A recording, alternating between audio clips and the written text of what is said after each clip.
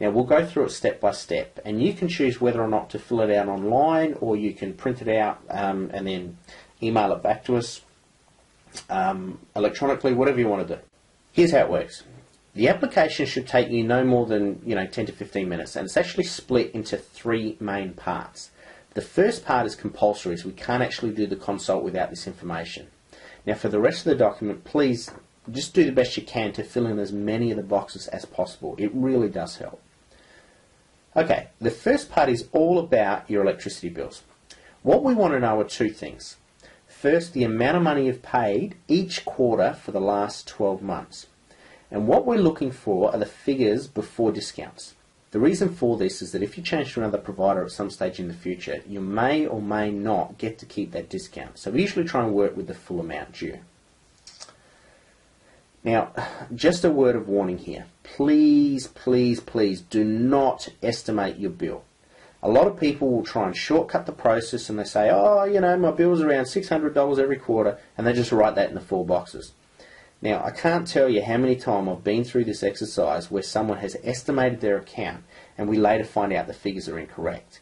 Look, it's really simple. Just read it off the front of your electricity bill. And if you haven't got your electricity bills, call your electricity provider and ask them for copies of your accounts, or they can give you the figures over the phone. Even $100 difference in the average cost of your bills each quarter means a totally different solar system. I mean, if you want to eliminate your bill, just take the figures directly off your accounts. It'll only take a few minutes. Now, if you haven't been in the property for at least 12 months, just give us what you have and put a $0 figure next to the corresponding quarter, like so. Okay, secondly, we're looking for the average daily kilowatts from your account. Now, this can be on any page of the account and is usually represented in the form of a bar graph for your usage. And the numbers we want to know are usually under the bar graph. Do not use the numbers from the bar graph themselves. Okay, let me repeat that. The numbers we're looking for are under the bar graph. Don't use the numbers on the bar graph themselves. Often you'll see a line that says average cost per day and then average daily kilowatts or average daily usage. These are the figures that we want for each quarter for the last 12 months, average daily usage. Once again, do not estimate it. Look at each bill and write the figures down for each quarter. As above, if you don't have these on your account, you'll need to call your provider to get them. And it should look something like this. Now, they may be written out as kilowatts or kilowatt hours or usage, but it's the same thing, okay? Now, if you've been in the property for less than 12 months, just put a $0 next to the corresponding quarter. Who's your electricity provider? AGL, Origin, so forth. How many adults are living in the household on a permanent basis? How many children are living in the house on a permanent basis? And what we really want to know here are permanent residents right now. If you have family that visit each year for a month from Europe, that's fine because the usage is already represented in your figures. How long are you planning to live in the property for? This helps us work out the return on investment for your system and if it will work for your situation. As a general rule of thumb, if you're in the property for at least 4 or 5 years, you'll get value out of it. But anything less than this, the return on investment may not work in your favour. However, I've had people who buy a system as part of a renovation knowing that they're going to sell in 2 years. And it still works. So it's not dead certain that if you're living there for only another 3 years, you won't get value out of it. Just, talk to your coach about it. Now listen carefully to the following question. Are you planning on purchasing any major appliances that you don't already have? And what we're looking for here are big things. Things like a new air conditioning system that you don't already have installed, a pool, a spa. If you're setting up a home-based business, you've got 8 network computers going to a spare room somewhere as a home office, that sort of thing. If you're replacing a new appliance for an old one, we don't need to know.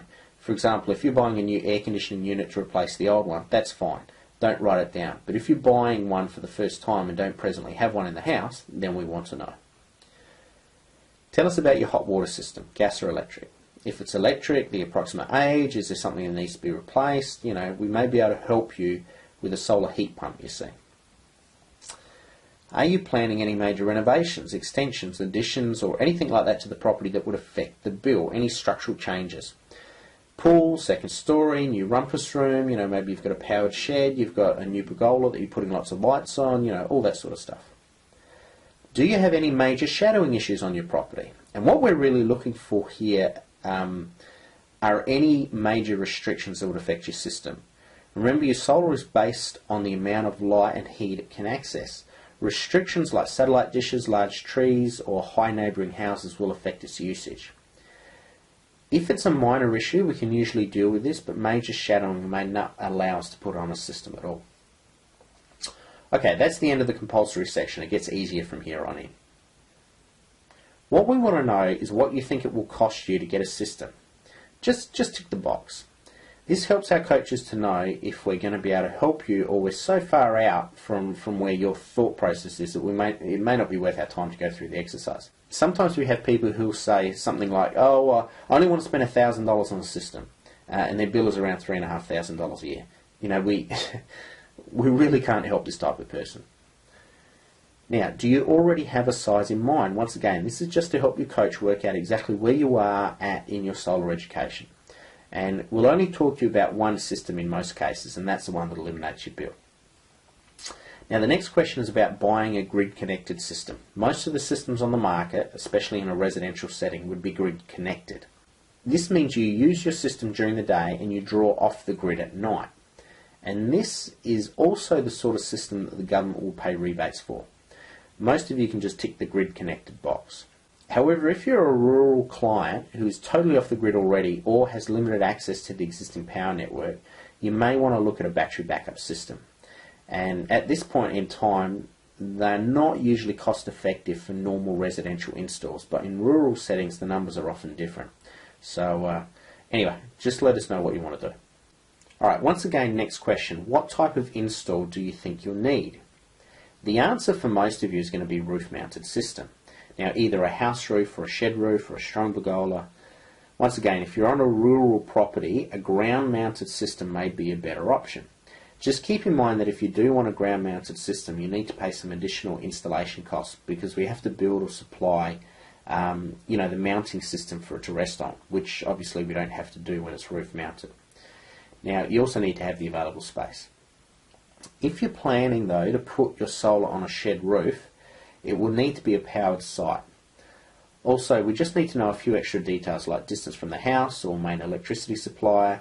And if you know it, the size of the power cable running to the shed is very helpful too. It's usually a minimum of 4 mils, but look, just do the best you can. Okay, do you have a north-facing roof? Yes, no, only partly. Just write the best you can. What type of roof do you have? Tile, tin, colour bond, and so forth. Tell us the condition of your roof.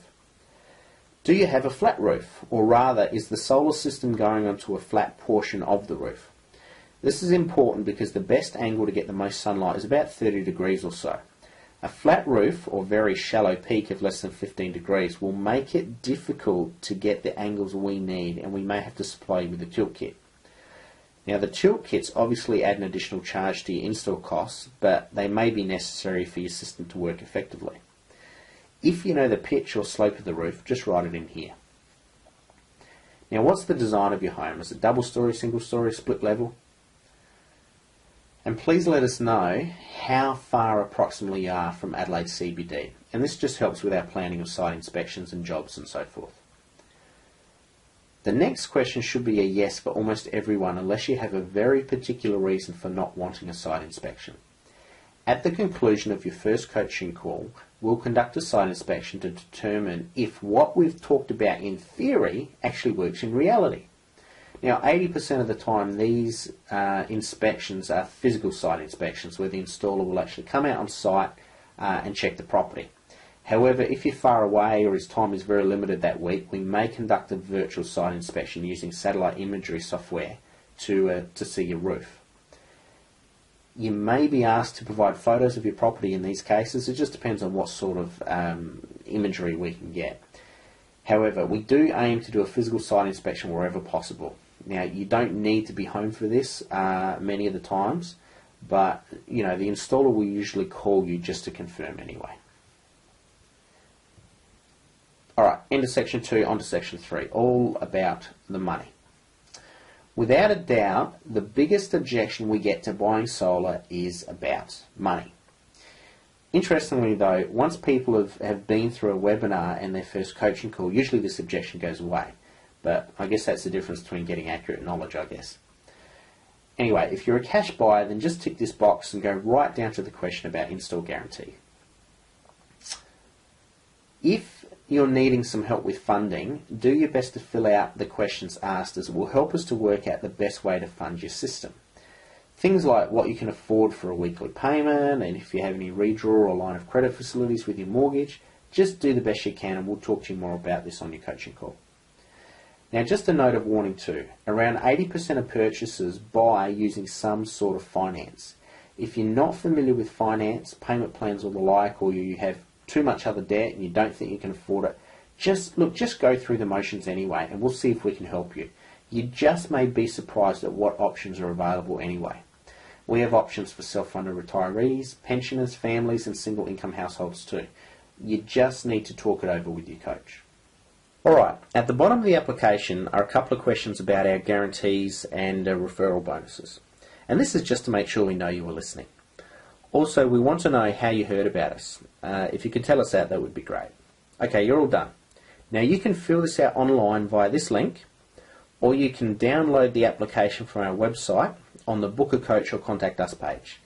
You just print it out, and then you can send it back to us at support@solarcoach.com.au. And we'll get one of our coaches to review it and call you back to book your first coaching call. And this is usually done within a 48-hour period during business hours.